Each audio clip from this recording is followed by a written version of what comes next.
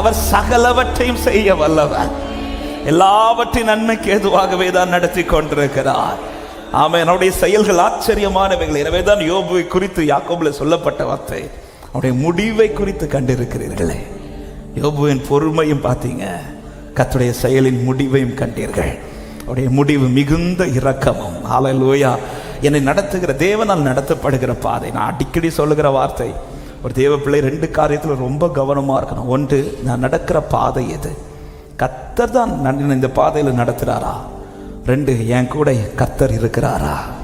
ஹல்லேலூயா. இது 2 காரியம் மட்டும் ஒரு தேவ பிள்ளை கன்ஃபார்ம் ஆயிட்டுனா, அவன் கூட யார் வாரா, யார் என்ன பேசுகிறா, இது ஒரு மேட்ரே வரல. அவன் யோபு தன் பாதையில் அது மட்டும்தான் தேடினார். இது கர்த்தர் அனுமதிச்சதா? ஆமென். அதில் கன்ஃபார்ம் பண்ணிக்கிறார். 2, என் கூட கர்த்தர் இருக்கிறாரா? அதான் சுற்றி பார்க்குறார், முன்னாடி பார்க்குறார், பின்னாடி பார்க்குறார், ரைட்டில் பார்க்குறார், லெஃப்டில் பார்க்குறார்.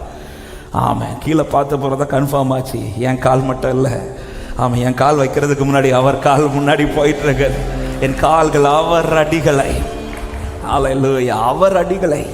ஆமாம், என் கால் அவர் அடியில் தான் பற்றிட்டு இருக்குண்ணா. ஆமாம், இன்னைக்கு நான் அனுபவிப்பது ஒருவேளை வேதனையாக இருக்கும். அந்த நாளை கர்த்தர் எனக்கு செய்ய போகிறது சாதனையாய் மாறப்போகிறது. ஆமாம். நேற்றுக்கு ஒரு பாஸ்டர் சொன்ன ஒரு வார்த்தை எனக்கு ரொம்ப பிடிச்ச வார்த்தை. அவர் சொன்ன போதே அது எனக்கு ரொம்ப பலனாக இருந்துச்சு. யோபின் வாழ்க்கையை வச்சு தான் அவர் பேசிகிட்டு இருக்கும்போது சொன்னார், 1-2 அதிகாரத்தில் சாத்தான் சோதனையோடு வந்தான். ஆமாம். 42 அதிகாரத்தில் யோபு வேதனை அனுபவித்தார். 42 அதிகாரத்தில் தேவன் சாதனையாக மாற்றினார்.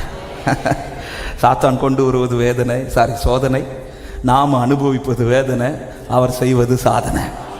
ஆமென். வயிற்றுக்குள்ள, தாயின் வயிற்றுக்குள்ள எலும்புகள் உருவாகிற விதம், உருவான பிறகு ஸ்கேனில் பார்த்து சொல்லுவாங்க, கை வந்துட்டு கால் வந்துட்டுன்னு சொல்லுவாங்க. ஆனால் அது எப்படி உருவாச்சுது, அது உருவான விதம் அது எப்படி நமக்கு தெரியாதோ, அதே போல தான் எல்லாவற்றையும் செய்கிற தேவனுடைய செயல்கள் நமக்கு தெரியாது. அதனால தான் ஒரு தேவ பிள்ளை எல்லாவற்றிற்காக ஸ்தோத்திரம் பண்ணுங்க.